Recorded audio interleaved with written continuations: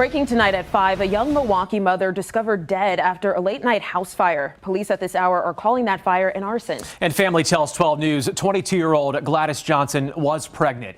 Neither she nor her baby survived whatever happened inside their home at 26th and Hadley. 12 News' Imani Fleming spoke with the woman's mother, who is now demanding justice. She was 5 months pregnant with a little boy. Michelle Johnson holding her daughter Gladys's ultrasound pictures Tuesday morning, a grim reminder of what she lost late Monday night. Got to bury my baby and my grandchild, and that hurts. The 22-year-old expectant mother was found dead in her home on 26th Street near West Hadley. It was Johnson who first discovered her daughter's body. But I did see blood, but I don't know where it was at on her body, but I seen it from this side of her face. She says her daughter, her boyfriend, and their 3-year-old daughter spent hours in their bedroom Monday without opening the door or picking up her phone calls. And then around 8 o'clock, that's when we noticed something was wrong. She called 911 when she smelled smoke and then broke down her daughter's door. The closet was burning, and I closed the closet door, but the curtains all around her bed where she was laying, they were on fire, so I had to douse water to put it out.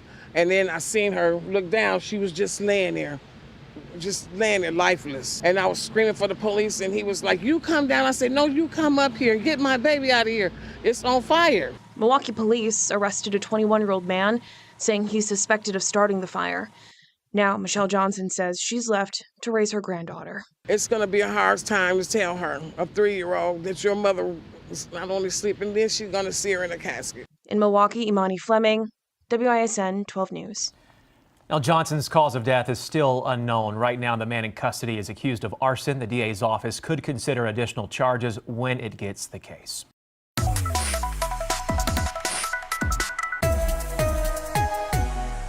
In every home, behind every closed door, there's a story waiting to be uncovered. Welcome to Dark Whispers, where we dive deep into the hidden truths of domestic crime and the relationships that turn deadly. If you're drawn to real stories, powerful insights, and the shadows most people avoid, you're in the right place. Subscribe now and step into the whispers they never wanted you to hear. Michelle Johnson broke down her daughter's bedroom door and immediately smelled smoke. Flames were eating through the curtains. The closet was on fire. And there, on the bed, was her 22-year-old daughter Gladys, lifeless, blood on her face, 5 months pregnant, not moving. Michelle started screaming. But here's what makes this even more twisted. Gladys's boyfriend had been locked in that room with her and their 3-year-old daughter all day. Nobody could reach them. Nobody could get in. And when that door finally came down, only 2 people walked out alive.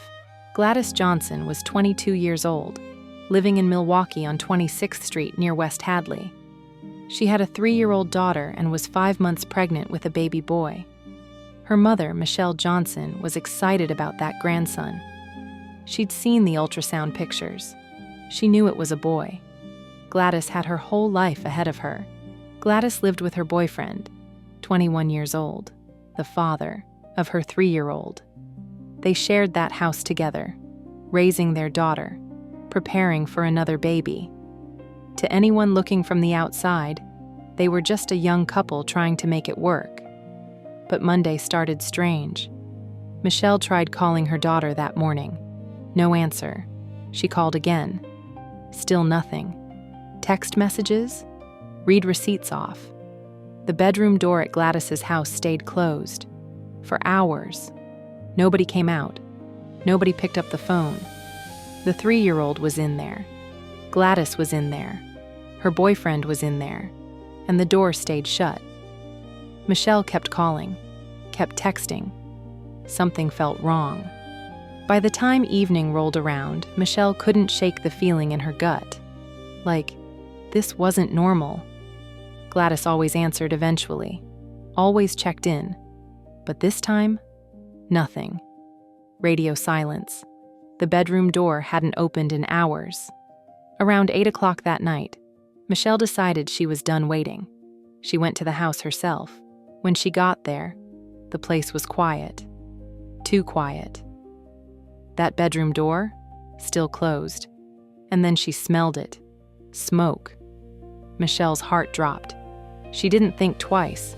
She called 911 right there, her voice shaking as she tried to explain what was happening.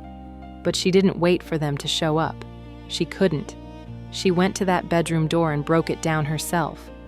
What she saw next will stay with her forever. The closet was on fire. Flames were crawling up the walls, eating through the curtains that hung around the bed. Michelle could feel the heat hitting her face. She didn't freeze, though. She grabbed water, anything she could find, and started throwing it on the flames to stop them from spreading. And that's when she saw Gladys. Her daughter was lying on the bed, not moving, not breathing, just there, lifeless. Michelle later told reporters, "She was just laying there lifeless." There was blood on Gladys's face. Michelle couldn't tell where it was coming from. She just saw it, streaked across her daughter's cheek, and her mind went blank. She started screaming for the police, screaming for help, screaming for anyone to do something. "I was screaming for the police," Michelle said. And he was like, "You come down." I said, "No, you come up here and get my baby out of here. It's on fire."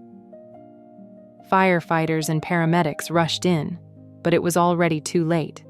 Gladys Johnson was dead. So was the baby boy she'd been carrying for 5 months.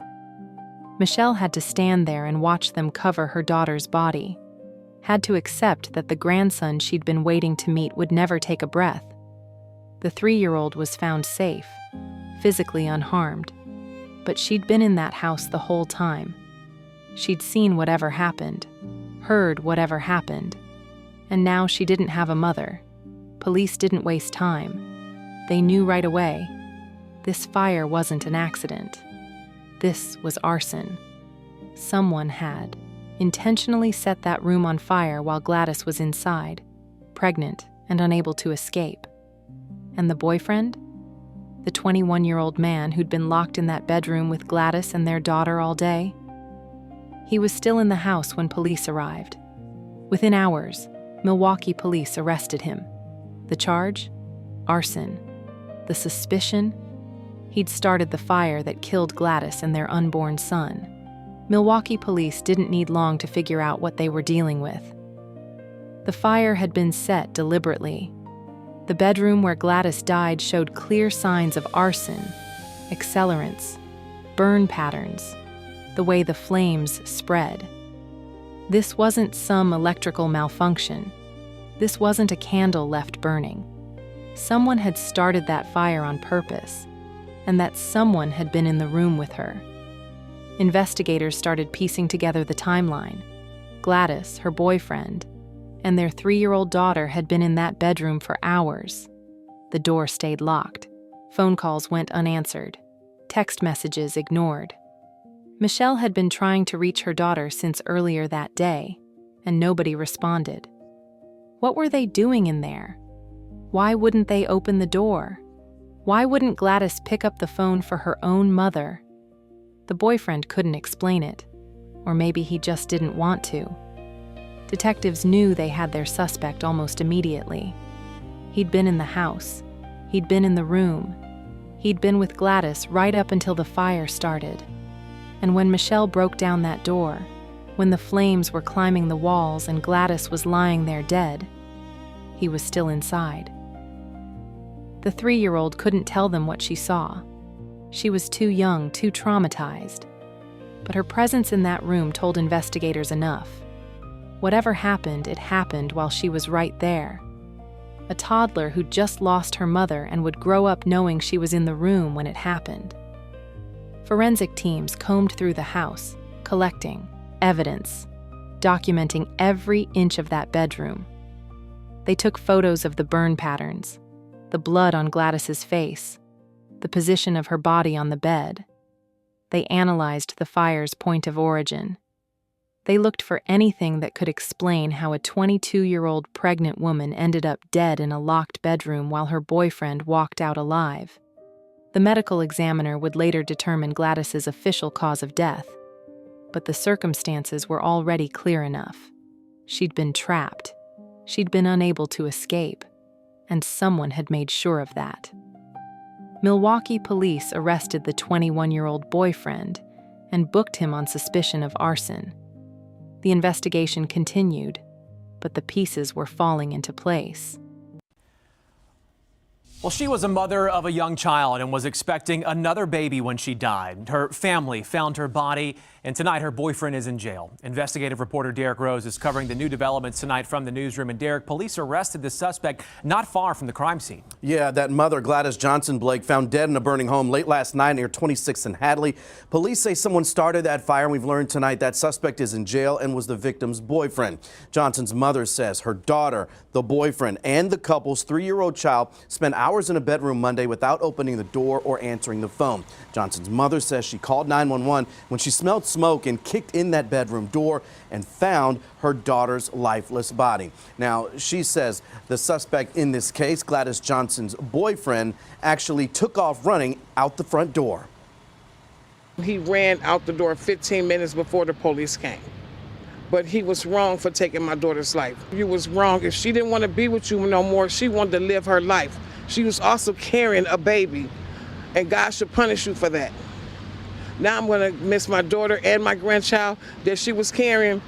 You should get punished the same way you punished her.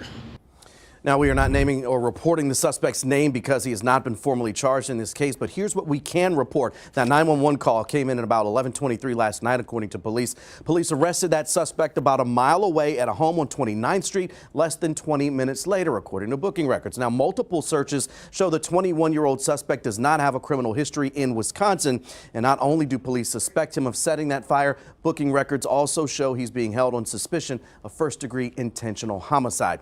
Now, Johnson's cause of death is yet to be determined, and court records show the suspect and victim share a 3-year-old child. Sadly, Blake, that 3-year-old may have witnessed what happened to her mother. Just an incredibly tough story to pass along tonight. Investigative reporter Derek Rose in the newsroom for us. Thanks, Derek.